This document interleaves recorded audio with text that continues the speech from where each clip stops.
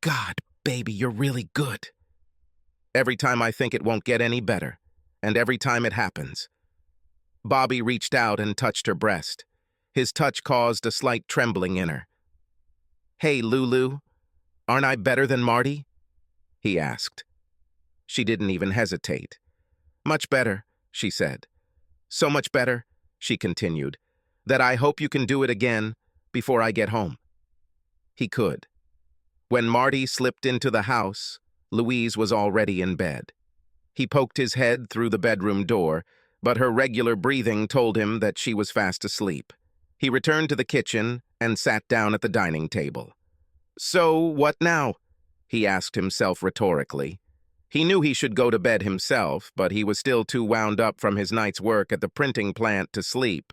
He thought about waking Louise up and seeing if he couldn't love her a little, but quickly dismissed the thought. She will be very angry if he wakes her up. Damn it! Working the evening shift from 4 to midnight is just ruining my life. When Bobby offered the job a month ago, the idea seemed so tempting.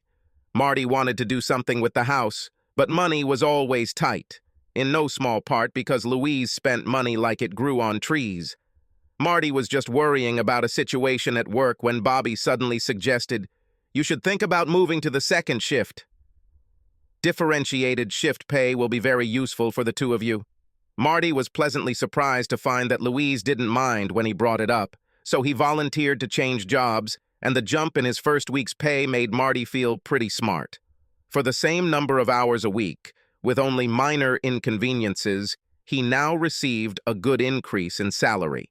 But the minor inconvenience soon became more serious than Marty had anticipated. Firstly, it was difficult for him to get used to the new sleep pattern. All his life, Marty had been accustomed to coming home from work or college and relaxing for hours before going to bed. Now, returning home after midnight, he found it almost impossible to go straight to bed. Soon, he became an owl. Marty also discovered that the new schedule significantly reduced the time he could spend with his wife. By the time he woke up on weekdays, she was long gone to work as an assistant at a retirement center. Consequently, the only chance they had to spend time together was on weekends. One of the main results was that the new working hours significantly reduced his personal life. To top it all off, rather than increasing Louise's libido, the lack of activity for a week seemed to decrease her appetite when they spent time together. On Saturday nights, Marty found himself having to suck up and coax her into some fun between the sheets. Finally, to top it all off, Marty discovered that most of the raise he had sacrificed so much for was not actually being saved between the two of them. For Louise, the money in their joint checking account was something to be spent, and she seemed to fill even more of her time with shopping. To make matters worse, Marty was hesitant to sit down and talk to Louise about her shopping habits. The only chance he had for such a conversation was on the weekend, when he hoped to sleep with her. There's nothing like a lecture on overspending on your wife to kill any chance of late-night passion. Marty hoped to invest the extra income in their old Victorian house with a beautiful large yard. They were able to buy it because the widow who previously owned it had allowed the house to fall into serious disrepair. Marty and Louise stretched their budget to buy an old house, and Marty spent most of his free time renovating it. He was very proud of what he had achieved, but he had even bigger plans for the renovation. Tonight, as he sat in the dark living room, those dreams seemed more distant than ever. "I don't know how much longer I can take this," Marty groaned. It took him an hour before he was relaxed enough to slip into bed next to his sleeping wife. When he woke up, it was already mid-morning. Having had breakfast quickly, he put on some old clothes and went out to mow the lawn.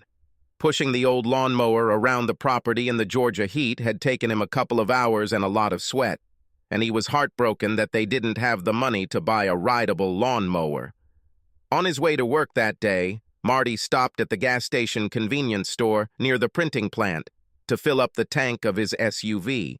While waiting at the counter to pay for gas, he noticed a Georgia lottery sign. "Add a couple of lottery tickets, Millie," he said to the elderly store owner. "Luck has been in my debt for a long time." "You're just in time, dear. The draw is tomorrow. I hope you win." She smiled at him. giving him his change and 2 tickets. He put them in his wallet and forgot. The evening shift was hard. Usually, the large Heidelberg press worked on its own.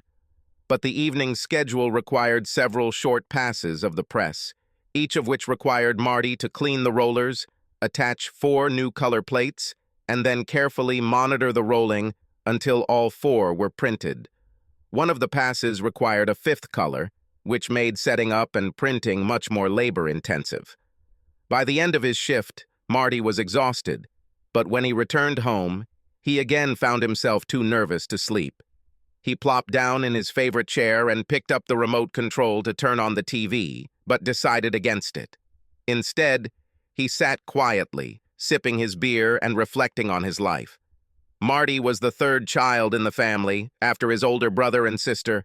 He grew up quiet, practical, a good student, and an avid reader.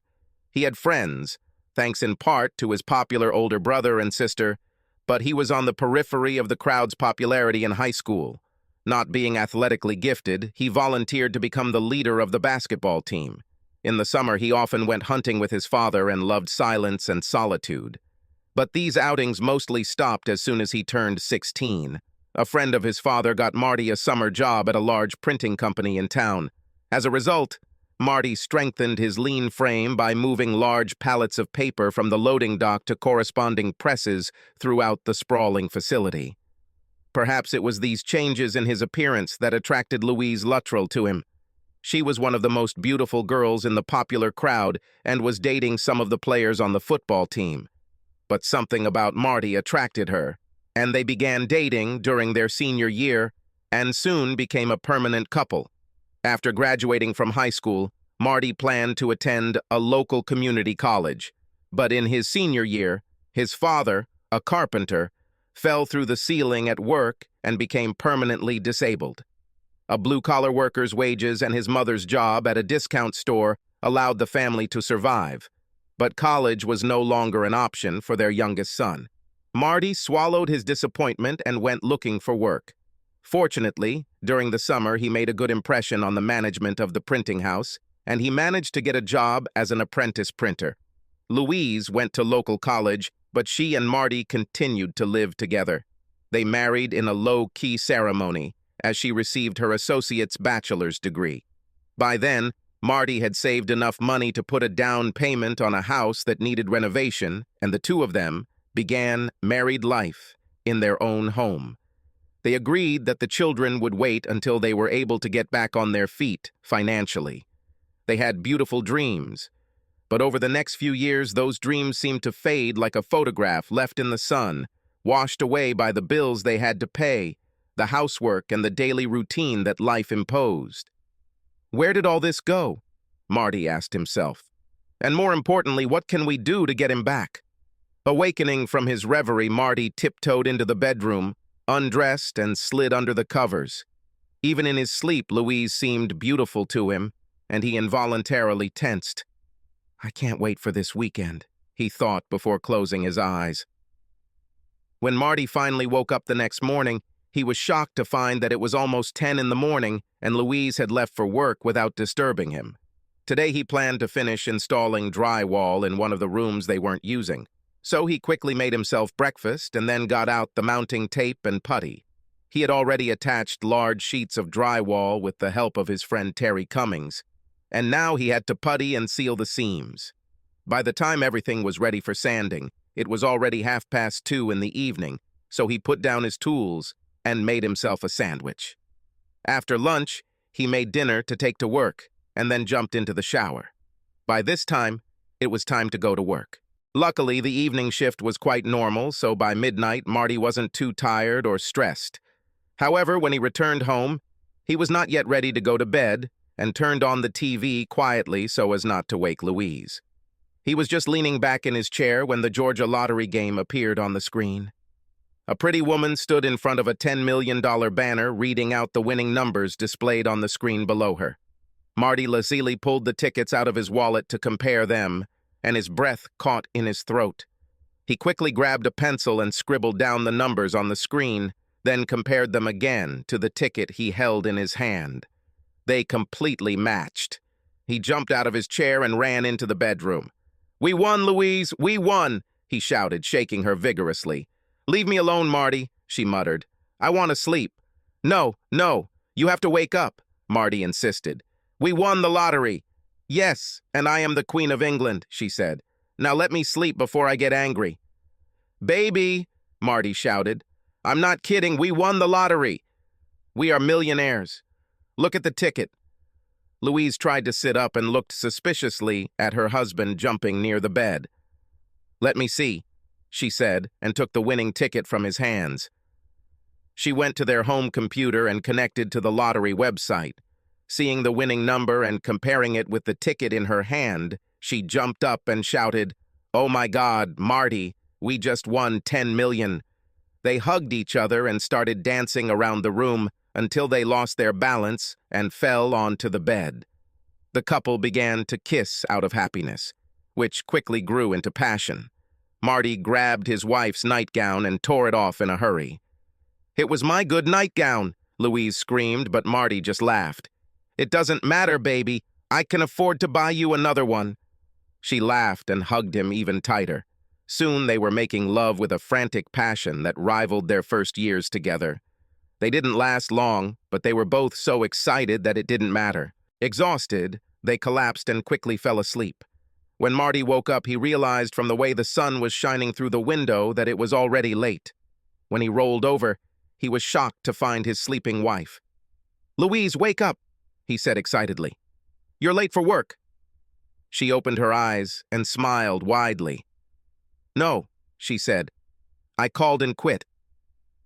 I'll never have to take care of those old farts again." Marty was surprised but decided not to say anything. He wished Louise wasn't so impulsive.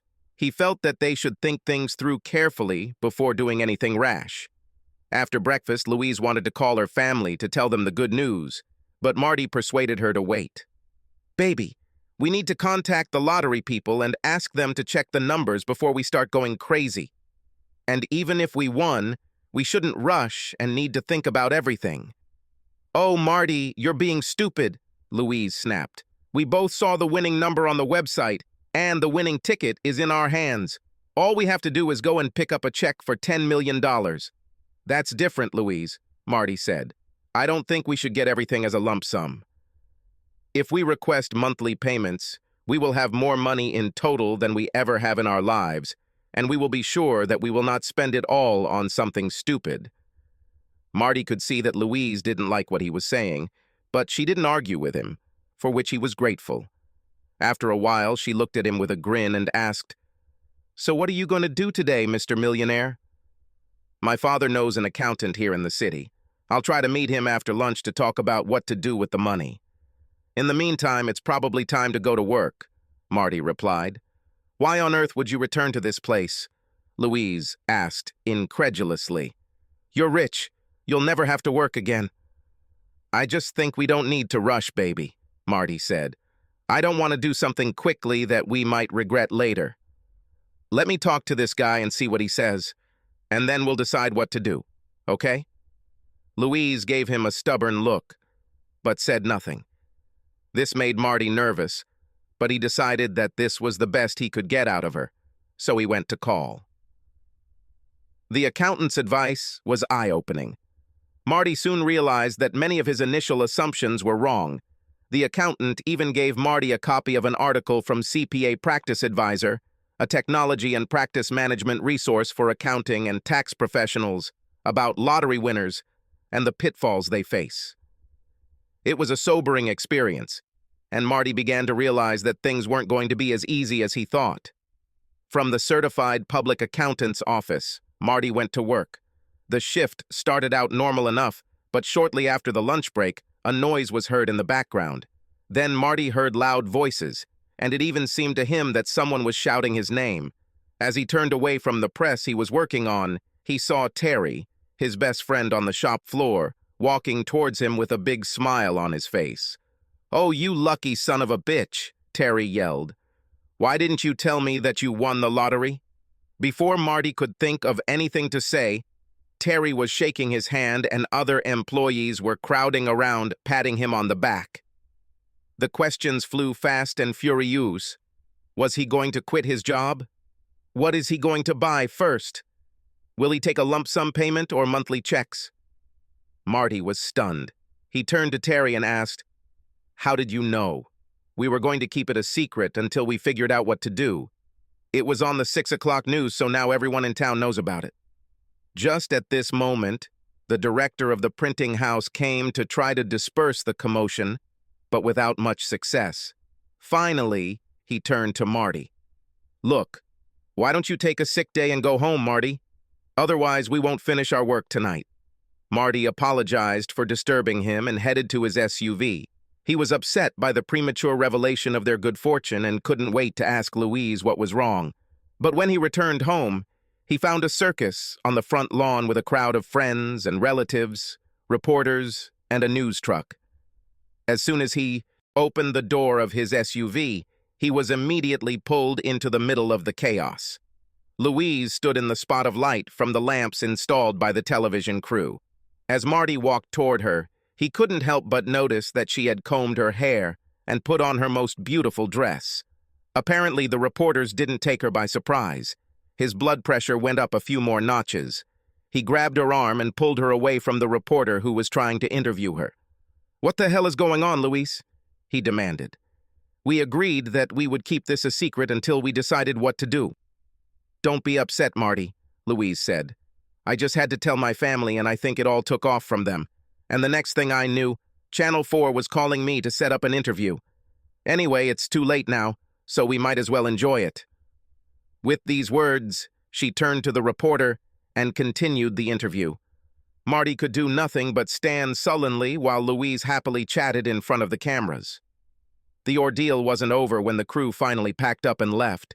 Several of their neighbors and friends continued to mill around, each wanting a chance to congratulate Marty and Louise on their good fortune. Even after the couple finally retreated to the safety of their home, the phone continued to ring from well-wishers until Marty finally disconnected the call and let the answering machine handle everything. He plopped down on the sofa and looked at his wife. "It would be better if you didn't tell anyone yet," he said sadly.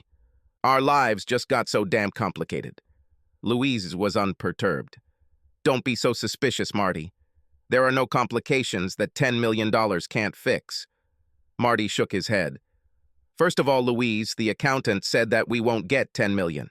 Uncle Sam and the state of Georgia will have their share before we see a penny.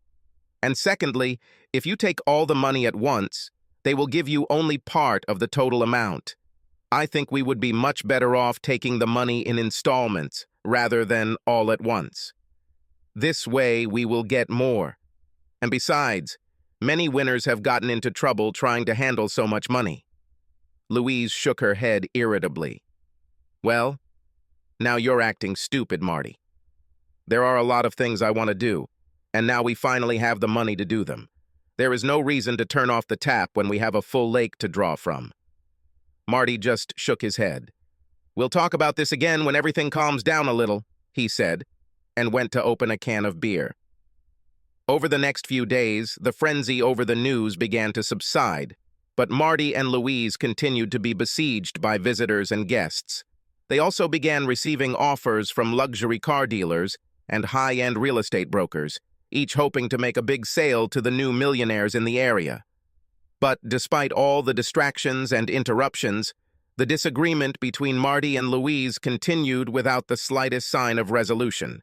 How to handle money became such a bone of contention between them that by the end of the weekend, Marty was happy to be back at work. Around 5:30 in the evening, Bobby Womack's phone rang. "Hey, Bobby," Louise's voice was heard. "When are you coming to see me again?" Bobby laughed. "Now that you're rich, I wasn't sure you'd be interested in dating me." Then he heard dissatisfaction in her voice. "Oh, Bobby, you know I wouldn't do that."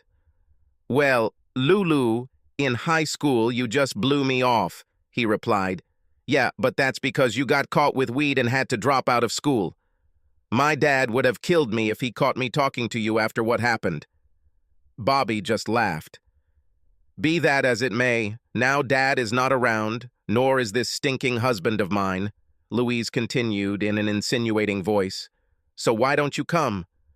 "I don't know, Louise. I've never had sex with a millionaire before, he said. Well, if you drag yourself here, then maybe you'll have a chance, she said impatiently. He laughed and hung up. While waiting for her lover after their conversation, Louise remembered her school days. Bobby Womack was her first, and she fell head over heels for him. But their relationship ended when the school principal found marijuana in Bobby's locker. Although the allegations that he was involved in trafficking were never proven, the school board had more than enough reasons to expel him. His family moved out of town, and his father strictly told Louise never to have anything to do with Bobby again, no matter where he was. Her heart was broken, of course, but over time she became drawn to the quiet young man who seemed so thoughtful and understanding. Their relationship slowly blossomed, and by graduation there was no doubt about what the future held. Even when Marty had to drop out of college due to his father's injury, Louise remained devoted to him, and they finally tied the knot when she received her associate's degree. And then, Louise recalled, one day Marty came home from work and said that his old classmate Bobby Womack had returned to town and was now working in the same printing house. Louise said nothing then, but at the mention of his name, her heart sank. Later that year, at a company picnic, she decided to rekindle her relationship with her ex-boyfriend. They found it difficult to see each other until Bobby suggested that Marty move to the second shift. Since then, Louise regularly spent time with him. God, how I needed this, Louise gasped 2 hours later, rolling off Bobby and lying next to him on the bed. What's the matter, Lulu? Is your hubby not doing his duty? Bobby teased. No, he doesn't, she objected hotly. And besides, he takes lottery money very seriously. He wants us to take the money over 26 years, not all at once. He's such a bore. Bobby turned and looked at her shrewdly. You know, Lulu, it shouldn't be like this. I know a way you could get a whole bunch of this money just for yourself. You don't even have to fool Marty to spend it. Louise turned and looked at him expectantly. Really? Let's listen, she said. When Marty returned to work at the print shop on Monday evening, everything seemed to have calmed down. Several of his friends came over to pat him on the back, while others expressed surprise that he didn't immediately quit his job. Marty tried his best to take it all in stride, but he noticed that every time he came here, the conversations in the background seemed to fade away. He had never wanted to be the center of attention, and now that he was in this position, he found that he didn't like it. The next 2 days continued in the same vein. The only real difference Marty saw was that some of the looks he got were no longer smiling. Some men even looked at him with open indignation. What does all of this mean? Marty was surprised. I never did anything to them. Nevertheless, he felt uneasy. By Friday evening before the lunch break, everything seemed to be back to normal. Marty was having lunch with Terry when he saw the shift supervisor approaching him, accompanied by a stranger in a suit and tie. Marty looked up curiously as the manager approached him. Sorry to interrupt your dinner, Marty, but this guy said he needs to talk to you urgently. The stranger stepped forward and asked, Are you Martin Goodpasture? When Marty acknowledged this fact, the man thrust an envelope into his hands and said, You have been served. As Marty looked at him in confusion, the guy turned on his heel and walked away.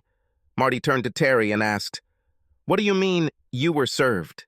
Terry shook his head in confusion, but the shift manager turned and motioned to the other men crowded around. Now, guys, get back to work. Then, as the rest of the workers reluctantly left, he turned to the 2 men sitting at the table. Marty, I believe if you look at these papers, you will see that your wife has filed for divorce. The same thing happened when my wife left me. Divorce? Marty gasped in shock. This can't be. Terry took the envelope from Marty and began to examine its contents. I'm not a lawyer, he told his friend, but I think he's right. It says that this is a petition for divorce. Marty looked at Terry incredulously. There's some kind of mistake here. Then he turned to the shift supervisor. I need to go home and talk to Louise. I have to get everything straightened out right now. The manager looked at him sadly. Come on, Marty. Just don't do anything crazy, you hear? As he drove home from the printing shop, Marty's thoughts were in turmoil. They became even more excited when he spotted Bobby Womack's red SUV parked in the driveway. Marty pulled up behind the big red Dodge Ram and rushed to the front door of his house. To his horror, the key did not fit the lock of the front door. After several unsuccessful attempts, he began banging on the door. "Louise! Louise! Let me in!" he shouted, but there was no answer. Suddenly his cell phone rang, and when he picked up the receiver, he heard his wife's voice. "Marty, stop knocking on the door. What are you trying to do? Disturb the neighbors?" "There's something wrong with the lock, Louise. It won't open." "It won't open," she said calmly, "because I changed all the locks after you left for work." "Why did you do this, Louise?" Marty asked. "I know they brought papers to you at work, Marty. You know very well that we are getting a divorce, and I don't want you to come to this house anymore." "But this is my house!" Marty shouted angrily. "I live here. You can't lock yourself away from me in my own house." "Well, I can, and I've already done it," she answered quickly. "But my lawyer says that the court should decide who gets the house." Marty began to curse, pacing back and forth. When he noticed the SUV again, he asked angrily, "What's Bobby Womack doing here?" "I recognize his hefty SUV. Bobby came here to comfort me during this difficult time," Louise said, giggling. "Besides, I needed his help to change the locks and remove all your things." Marty looked around and noticed for the first time the black garbage bags sitting in the driveway. Suddenly, Louise's voice became serious. "Be that as it may, all this is none of your business. So, just leave before I have to call the police on you for disturbing the peace." Just before she turned off the phony, Marty thought he heard Bobby laughing in the background. Marty tried to call her, but she refused to answer. Furious, he slammed his cell phone shut and headed toward the garage. It was locked, but the side door was open, and Marty slipped inside. Hidden on the top shelf behind some boxes was his 9mm pistol. He pulled it out, quickly checked to see if it was charged, and tucked it into his belt. Approaching the front door, he noticed that several of his neighbors were looking out of their windows at the noise. He stopped and pulled himself together. "What am I thinking about?"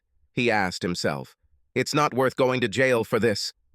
Ashamed of his thoughts, he hurried to the garbage bags and, making sure that they contained his clothes and personal belongings, put them in the back of the SUV. Then, angry and frustrated, he drove away with his tires squealing. He only drove a few blocks before pulling over to the side of the road to think. "What should I do now? I was thrown out of my own home with nothing but clothes, and I don't even have a place to sleep." Finally, he took out the phone and called. "Mom, do you mind if I stay with you today? I'll explain everything when I arrive." And Marty arrived. His parents were sitting at the kitchen table. His mother and father loved Louise very much, and Marty was soon subjected to intense interrogation. "What did you do that she threw you out?" asked the mother when he finished his story about the previous evening. "Mom, I didn't do anything. Only recently we loved each other, and the next day she threw me out. I think it's because of the damn lottery that she's gone crazy or something." It was clear that his parents had their doubts, but they left him alone, and he was able to go back to his old room and try to get some sleep. Marty spent a lousy weekend, mostly sitting in his old room, trying to sort through his emotions and understand what happened. In many ways, he felt like he was riding on the old-school playground carousel again. One minute he felt angry and vindictive towards Louise. The next he was full of loneliness and longing for his wife and the happy marriage that he once had. Elaborate plans for retribution were accompanied by denial that any of this was actually happening. The only relief he could find was when he went to the park to jog and do gymnastics. His cell phone rang on Saturday afternoon, and he impatiently picked it up, hoping it was Louise calling to tell him it was all a mistake. Instead, he was invited to dinner by Terry on Sunday.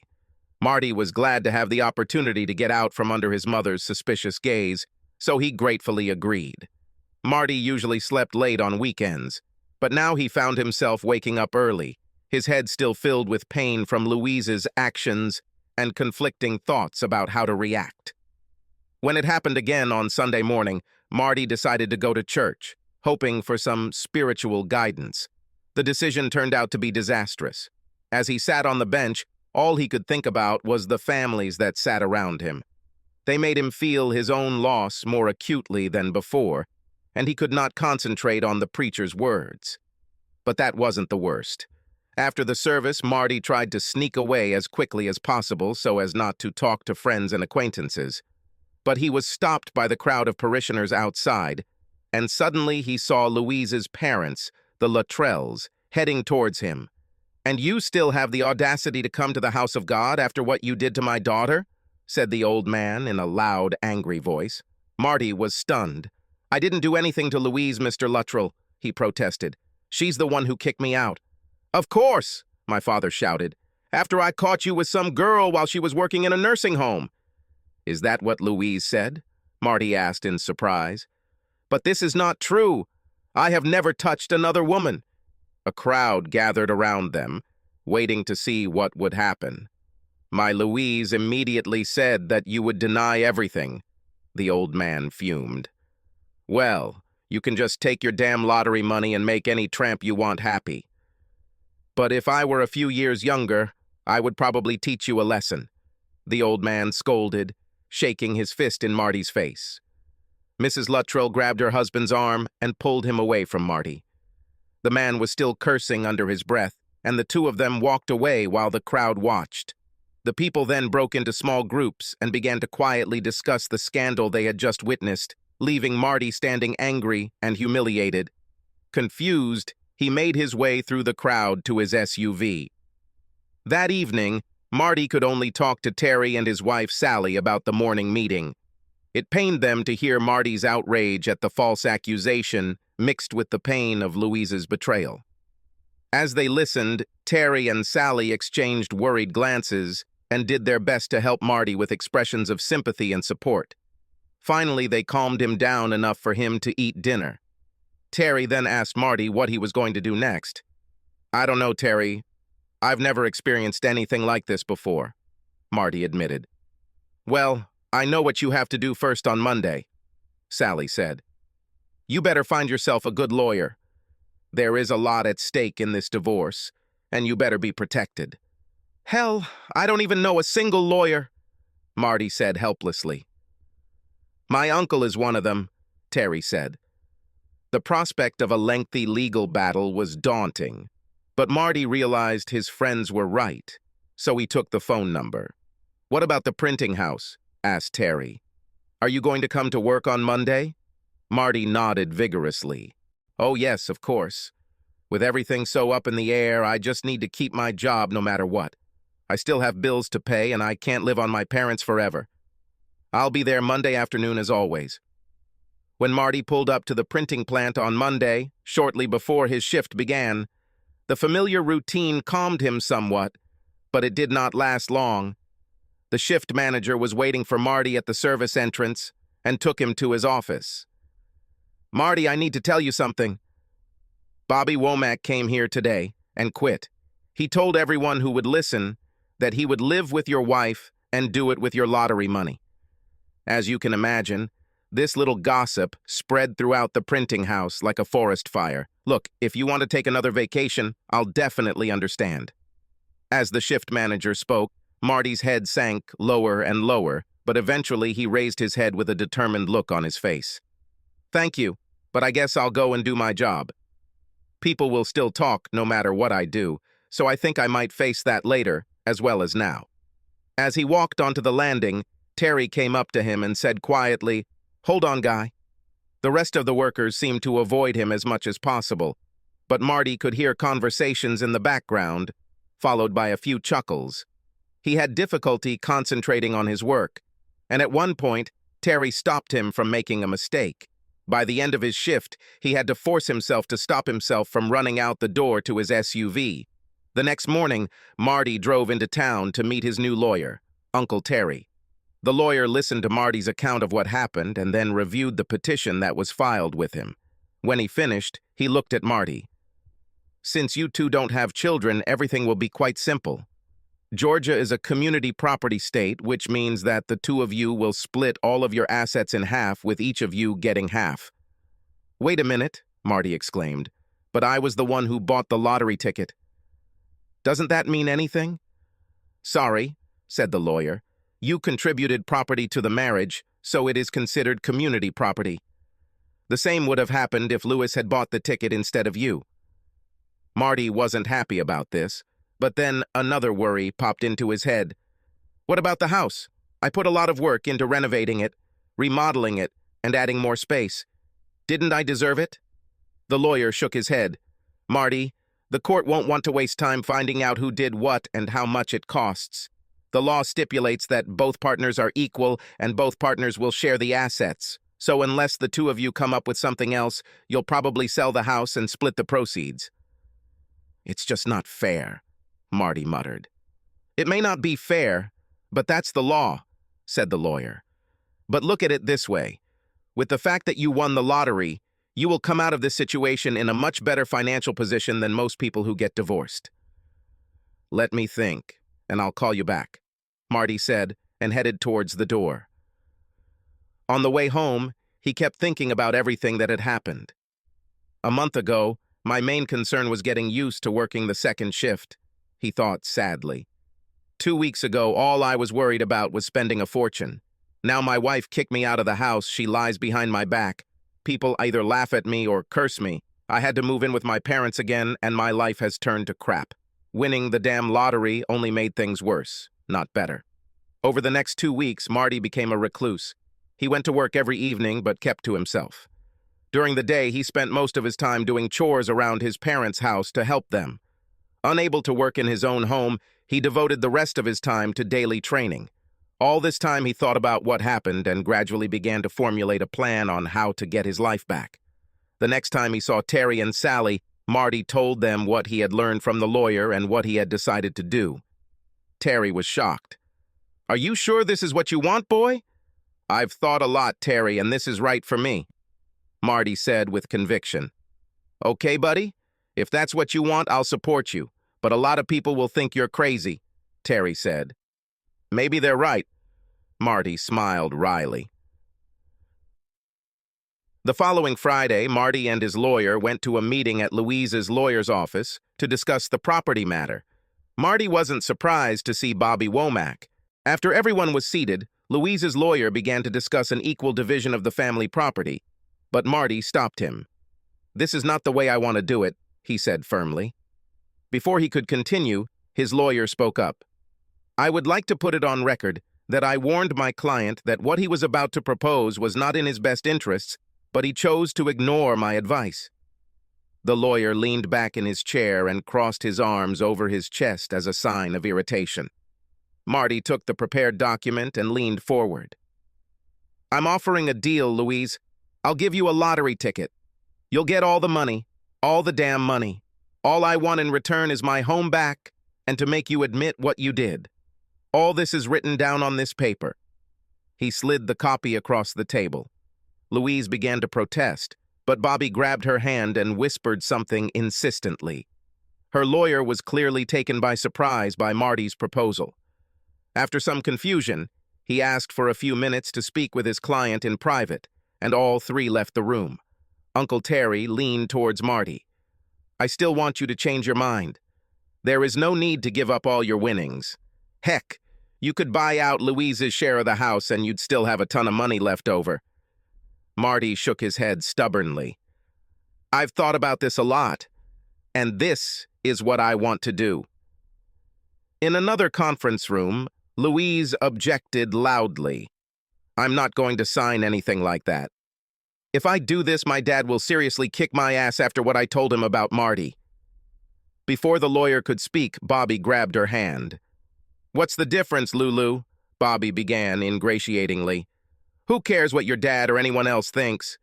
You and I will still leave this city. Besides, sooner or later everyone will find out what happened. The important thing is that if you agree, we will get all the money, and not just half, to spend it the way we want." Louise calmed down, but not completely. "Well, what about the house? You said I'd get half of him, and now he's trying to sneak out. Bobby spoke quickly. Baby, can't you see? It is even better. Marty is basically buying your half of the house for $5 million. For $10 million, you can buy a bunch of houses. The lawyer cleared his throat. Technically, it's not exactly 10 million.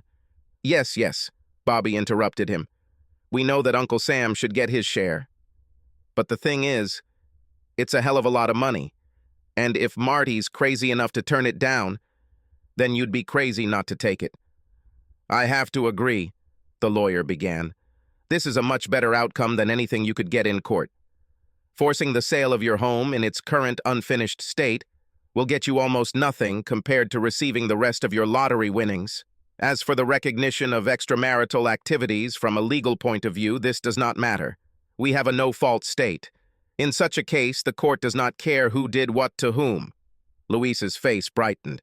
Well, if it means nothing and we get the full $10 million out of the deal, then I guess my only question is, where do I sign? The three returned to the main conference room, and Louise ostentatiously signed the agreement prepared by Marty's lawyer. When Marty received his copy back, he asked, Okay, when can I get my house back? Louise looked at Bobby, who nodded. On Monday, we will go to the lottery office and pick up the money. We're moving the next day, so you'll receive the key in the evening. As Bobby and Louise stood up to leave the room, Bobby leaned over and slapped Louise's palm. We hit the jackpot, Lulu, he gloated. He then looked back at Marty and grabbed Louise's ass. Returning to his parents' house, Marty went in search of his mother.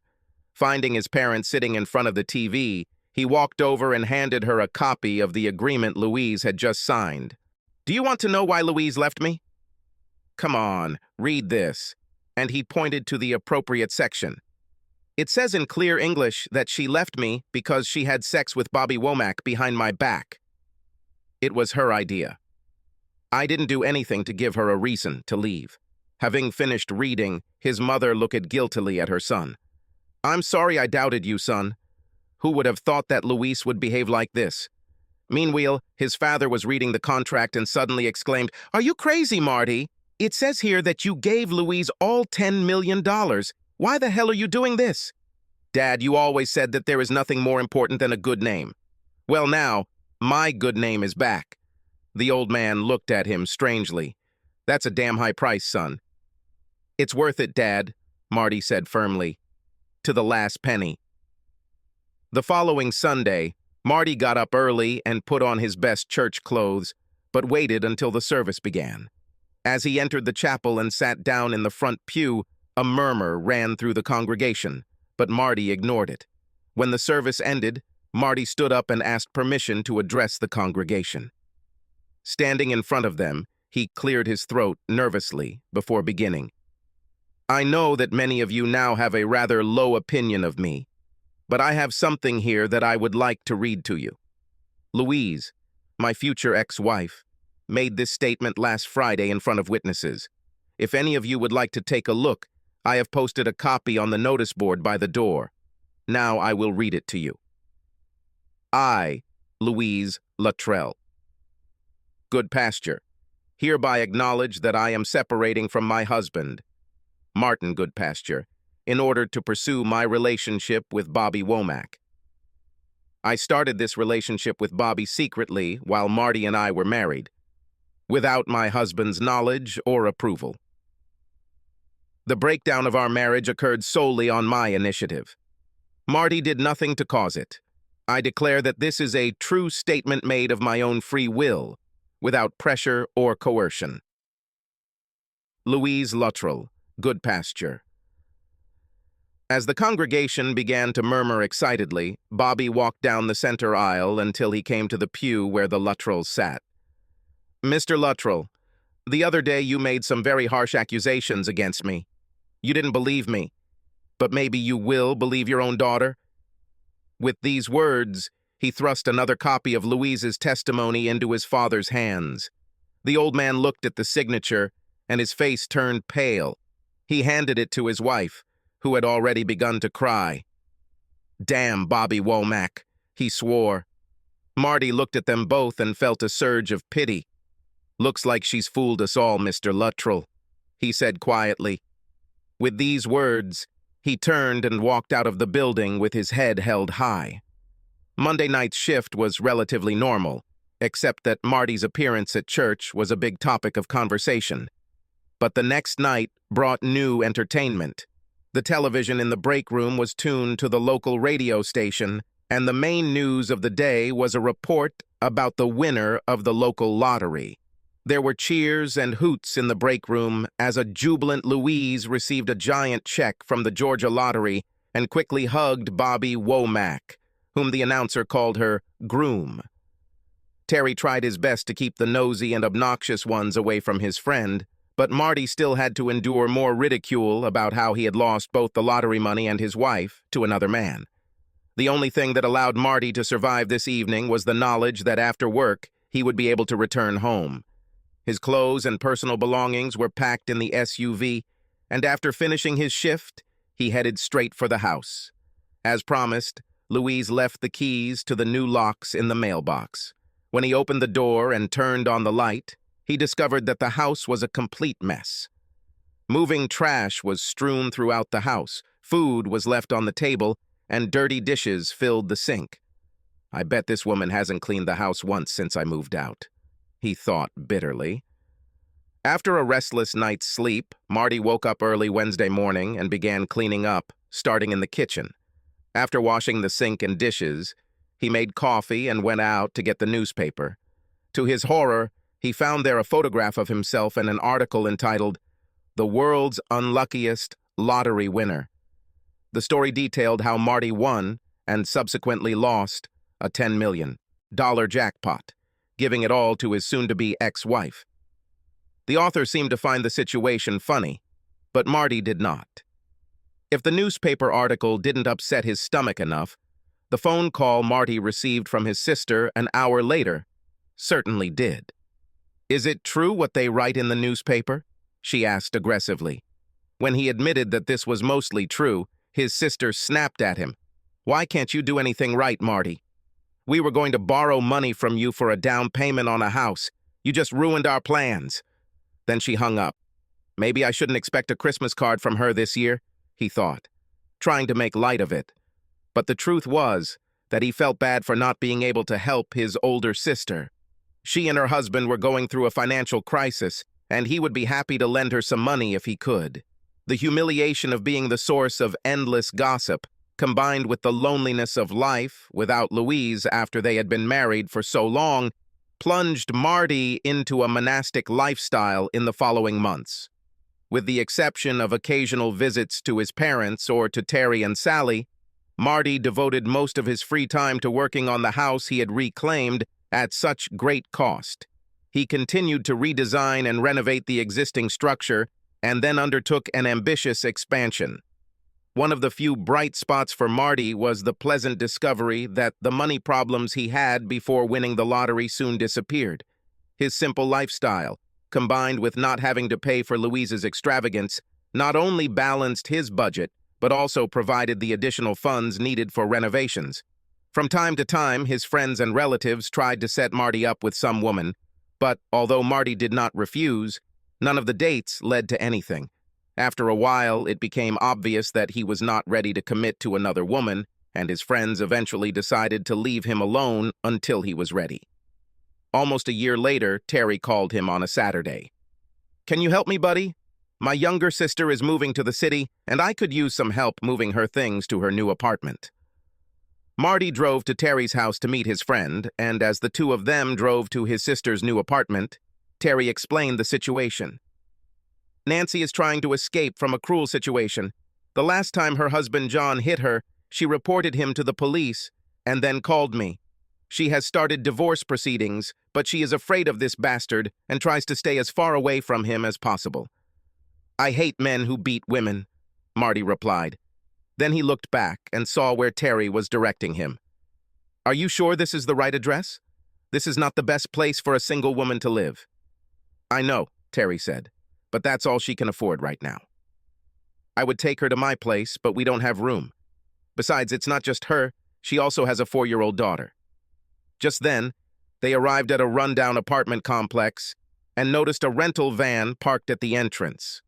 After Marty parked his SUV, Terry got out and walked over to hug his sister and niece. When Terry introduced Marty, Nancy shook his hand, but Marty noticed that she was not looking at him directly. He also noticed the remains of a bruise under her eye and felt anger rise within him. The girl was not as timid as her mother. She walked up to him and looked up. "I'm Lily," she said. "You are a good man?" Marty couldn't help but smile. "I guess I'm a pretty good person," he said. "Okay, then you can be my friend," she said, and extended her hand to him. Marty laughed and shook it. "Okay, Lily, let's be friends." Then he turned and began helping Terry unload the SUV. After they both finished, Nancy offered them a cold drink and thanked them for their help. "Don't let Lily bother you," she said quietly to Marty. "She's just a little lonely." "Oh, she doesn't bother me at all," Marty replied. "I still love children." Nancy smiled gratefully. From then on, Marty usually saw them when Terry and Sally invited him to dinner. He learned that while Nancy worked at Walmart in town, Sally would babysit Lily along with her girls. Considering how much Nancy probably made at Walmart, Marty assumed that Terry and Sally were also helping her financially, but Terry never said anything about it. A month later, while Terry was helping Marty with the plumbing, his cell phone rang. When he picked up the phone, the look on his face told Marty that something bad had happened. "We'll be right there," Terry shouted and slammed the phone. "This is Nancy," Terry shouted. It seemed to her that John was looking through the window of their apartment. "Come on," Marty said. "My SUV is right in front of the house." The two men rushed to Nancy's house. Marty grabbed a wrench from the toolbox and ran towards Nancy's block, Terry close on his heels. They saw a tall man angrily pounding on the door, and Marty shouted, "Hey you, get out of here!" Seeing Marty and Terry running towards him, the man quickly ducked around the corner of the building and disappeared. While Terry went to see if he had left, Marty knocked on Nancy's door. "Nancy, it's me, Marty. He is no longer there. Open up." After a moment's hesitation, Nancy opened the door a crack and looked out. Recognizing Marty, she opened the door and let him in. "Are you okay?" Marty asked insistently. "I'm shaking, but I'm not hurt," she said with tears. "Where is Lily?" he asked. "I sent her to the bedroom," Nancy replied, and Marty quickly walked down the hallway to check on her. At first, he didn't see the girl anywhere, but just when he was about to panic, he noticed a socked foot sticking out from under the bed. He dropped to his hands and knees and looked under the bed. "Hello, Lily. It's me, Marty. You can go out now." When the girl crawled out from under the bed, she jumped into Marty's arms and he carried her back to the front of the apartment, where Terry was comforting Nancy. "Why did my dad yell at us?" asked Lily. "Why did he offend his mother?" "I don't know, Lily," Marty said, "but he's gone now." Terry's nod confirmed this. "And we won't let him hurt you or Mom anymore." "That's right," Terry said, "and you're moving into my home tonight." Nancy looked at him gratefully, and, having locked the apartment, all four squeezed into the cab of Marty's SUV. On the way back, Terry called his wife, and Sally was already waiting for them at the door. She hugged Nancy and leaned over to hug Lily. "I know everything," she said to the girl.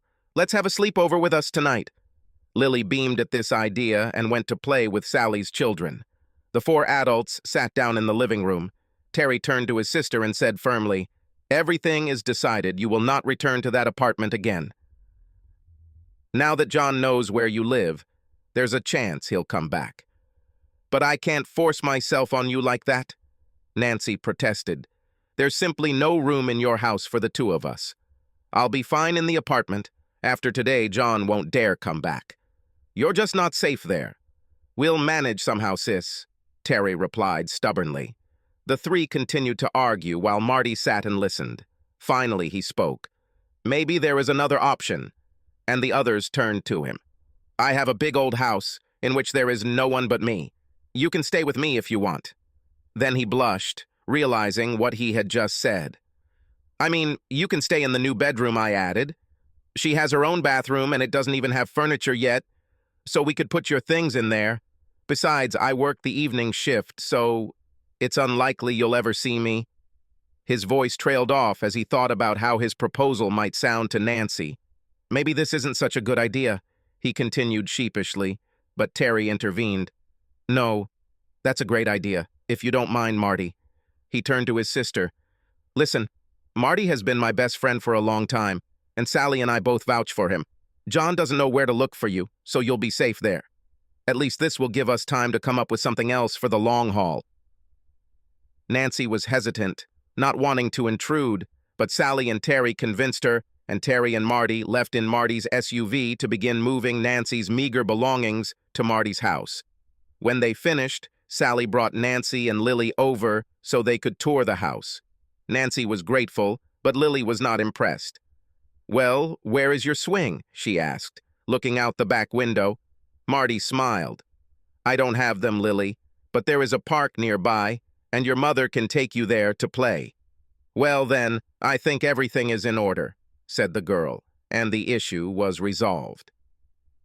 The first few days of the new arrangement were a bit awkward as Marty and Nancy tried to stay out of each other's way as much as possible. During the week, this was no problem since Nancy worked during the day and Marty left for work before she returned. But weekends are a completely different matter. On Saturday morning, Marty woke up to the smell of cooking coming from the kitchen. After showering and dressing, he discovered that Nancy and Lily had prepared a large breakfast of bacon and eggs. "That's great, but you shouldn't have worried so much," Marty said gratefully to Nancy, sipping his coffee. "You were so kind to me and Lily, so it was the least I could do." Nancy smiled. Lily looked at him over her plate. "You snore," she said, and her mother gasped. Marty just laughed. "You're right, Lily, it's so—" He fell silent, and his face darkened, but he quickly regained his smile and continued, "I've already been told about this." After breakfast, Marty went out into the backyard to do gymnastics, and Lily came out to watch him. "What are you doing?" she asked curiously. "I'm doing exercises," Marty replied. "Oh, what is exercise?" asked Lily. "It's a game that adults play," Marty answered. "Do you want to try?" When the girl nodded, he made her stand, placing his hands on her waist. "Now pull your hands up and put them behind your head, and then touch your shoulders. Then bend down and touch your knees and toes," he told her, showing her what to do.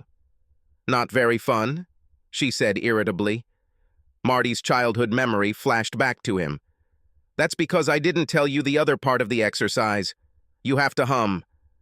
With these words, Marty began to chant, "Head and shoulders, knees, toes," without ceasing to perform the ritual. Lily quickly picked up the simple melody and began to repeat the movements with him. Nancy came out to the back porch to look. "Don't bother Mr. Goodpasture, Lily," she shouted. "It's okay," Marty said quickly. "We're playing." He continued to show Lily a series of warm-up exercises before starting her morning run. "If you want, Lily, we can repeat this tomorrow," he told the girl before leaving. From that moment on, every time the little girl got up when Marty went out to do his exercises, she wanted to do them with him. She couldn't do all the exercises or do them as long as Marty, but she loved playing head and shoulders, as she called it, with him. At first, Nancy just watched them to make sure Lily wasn't causing problems, but after a while she also started doing gymnastics. At first, she lacked stamina, but soon she began to keep up without difficulty. As Marty went through all the procedures, he couldn't help but notice how good she looked in shorts and a t-shirt. After warming up, Marty went for a morning run, and Nancy and Lily went into the house to prepare breakfast. By the time he returned, a hearty meal was already waiting for him. After living on cereal boxes for so long, Marty found home-cooked breakfast a real treat. On weekdays, while Nancy worked in the store and Lily stayed with Sally and her children, Marty continued to renovate the house. He paid special attention to the bedroom and bathroom that Nancy and Lily shared, trying to make it more enjoyable for the two of them. He had been alone for a long time and found that he enjoyed having housemates, even if it was somewhat unusual. Work that evening was unremarkable, but as he was cleaning up before going home, Marty heard two other men in the restroom mention a name he hadn't heard in a long time. "You'll never guess who my brother saw last weekend. Bobby Womack. My brother was in Atlanta, the man said, and he ran into Bobby and Louise at a nightclub. Bobby told him that they had just returned from Atlantic City. They spent the money like water and then took him to their mansion in the richest area of the city. My brother said they lived like a king and queen. The mention of his ex-wife and the man who took her from him brought back all the anger and pain that Marty thought was long gone. He drove home, remembering all the events associated with Louise's betrayal and Marty's subsequent humiliation. By the time he got there, he was so tense that he knew he wouldn't be able to sleep, so he sat in a chair and quietly turned on the TV, hoping it would distract him. A few minutes later, he heard a sound behind him and looked back to see Lily peeking around the corner. "What are you doing at this late hour, young lady?" he asked with a smile on his face. The little girl entered the room completely. "I woke up and couldn't sleep. Would you read me a story?" Marty felt that he should be strict with her and order her to return to bed, but she looked at him so pleadingly that he could not refuse her. "Okay," he said, "just one." She beamed and quickly disappeared into her bedroom to find a book. By the time Marty turned off the TV, she was back with a book tucked under her arm. Without hesitation, she climbed onto his lap. "Read this one, Uncle Marty," she asked. Marty smiled and, leaning back in his chair, began to calmly read from a Dr. Seuss book that he had known since childhood. Soon the girl closed her eyes, but Marty did not know whether she had fallen asleep or not, so he continued to read in a quiet, sing-song voice. He was awakened by the smell of breakfast being cooked and found himself still lying in his chair with Lily sleeping on his chest, covered with a blanket. He rolled onto his side to get Lily into the chair, wrapped her in a blanket, and walked into the kitchen. Nancy smiled at him over the stove and said, "Looks like you got tired of your audience last night." Marty blushed. "I'm sorry about that. I didn't want to wake her, but she said she couldn't sleep and wanted me to read to her and—" Nancy just brushed off his apology. "You were so sweet when you read to her. I hope she didn't bore you." "Oh, no," Marty said hastily. "I'm not tired at all. Actually, I actually liked it." Nancy smiled again and went back to scrambling the eggs. A week later, they all gathered at Terry and Sally's house for a picnic. Nancy played with the children in the backyard, while Marty helped Sally set up the picnic table. The laughter of one of the girls caught their attention, and after watching them for a minute, Sally turned to Marty. "Well, how are you doing with Nancy and Lily?" she asked casually. "Oh, it's okay," Marty replied. "In fact, there are no problems with them." Sally looked at him shrewdly. "What do you think about Nancy?" "She's great," Marty replied. "She is a wonderful mother and a very good cook." "Have you ever thought about inviting her somewhere?" Sally insisted. "You mean on a date?" Marty asked in surprise. "I don't know, Sally. It might be awkward. What with them living in my house and everything," he said. "Besides, Nancy might feel awkward if I ask. Maybe she won't want to. She probably doesn't think of me that way." Sally just smiled at him. "You might be surprised, Marty." "Anyway, just think about it," she said before calling the others over for dinner. Over the next few days, Marty mentally mulled over Sally's proposal. There was no doubt that he was attracted to Nancy. When she went out into the backyard with him to exercise, Marty had a hard time maintaining his attention to his normal routine. She was slim and fit, and the way her body moved in shorts and a t-shirt was definitely distracting. Moreover, she was a pleasant, laid-back person, so different from Louise. But since his ex-wife left, Marty has avoided the opposite sex, first out of a reluctance to expose himself to more heartache, and then because of a lack of attractive prospects.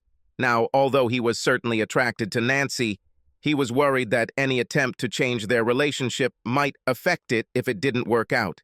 He was used to having family in the house, and he didn't want to leave her if Nancy became uncomfortable. If she felt she had to leave, he would miss Lily too. All in all, it was a big step, and Marty was hesitant to break the status quo. He was still debating the matter with himself that evening as he drove home from work, but his dilemma was immediately forgotten when he noticed an unknown car parked in front of his house. His anxiety turned to fear when he saw that the car was parked on the side of the road at an angle, as if the driver was in a hurry.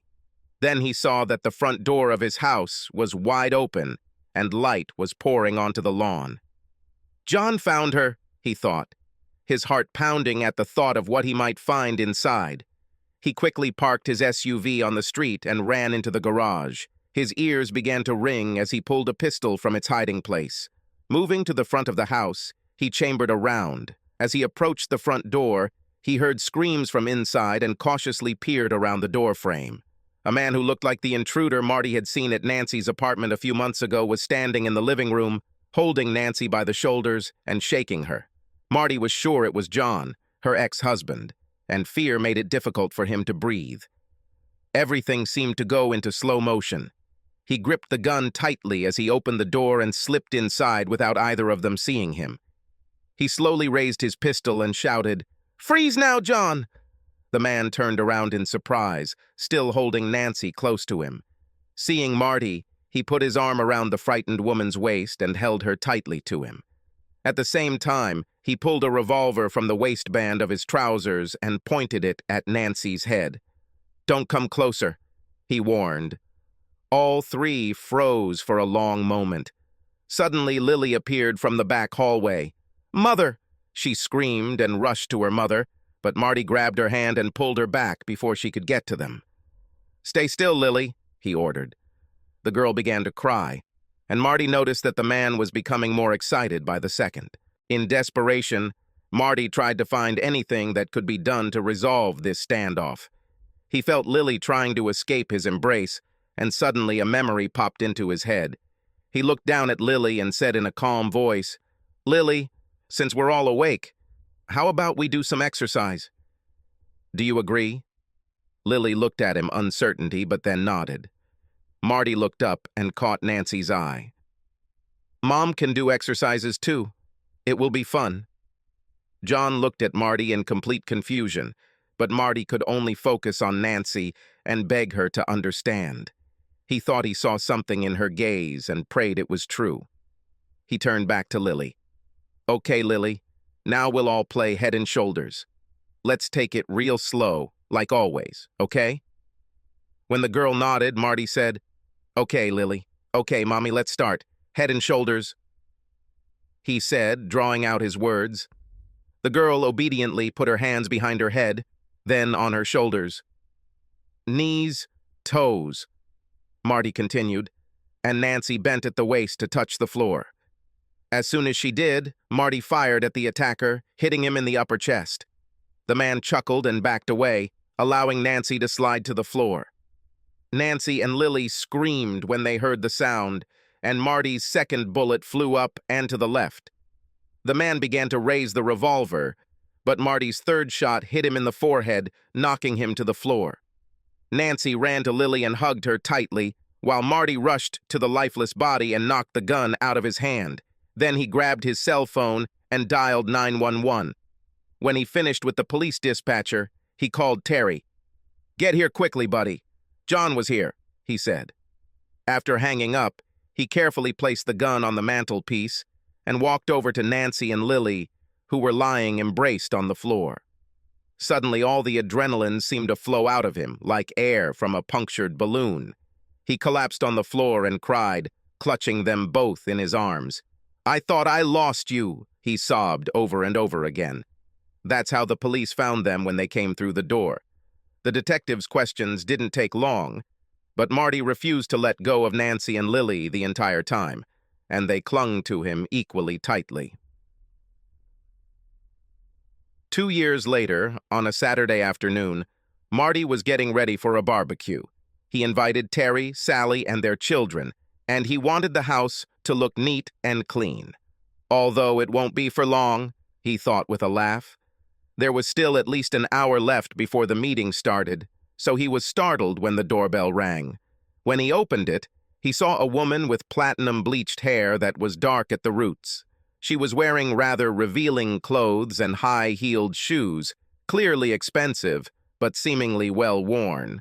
She stood looking at him with a slight smile on her face, and it took him a minute to recognize her. "Hello, Louise," he said evenly. I look like? She asked with feigned modesty and slowly pirouetted so that he could see her figure. When she turned back to him, she pretended to highlight her breasts with her hands. How do you like them? She asked. I made them. Now they are a full-size 4. Marty walked out onto the porch and closed the door behind him. What do you want, Louise? He asked briefly. She shook her head in mock displeasure. Is this really the right way to greet me after all these years? I thought you'd be glad to see me. I thought you were in Atlanta, he said. It was, but it was a long time ago. Now I'm back in the city, and of course, the first thing I wanted to do was come and look at you. You've lost some weight. Looks like you're in really good shape.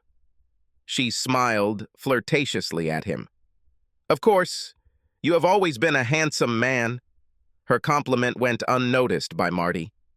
I was working on the house to finish it, he said. She looked around as if seeing the house for the first time.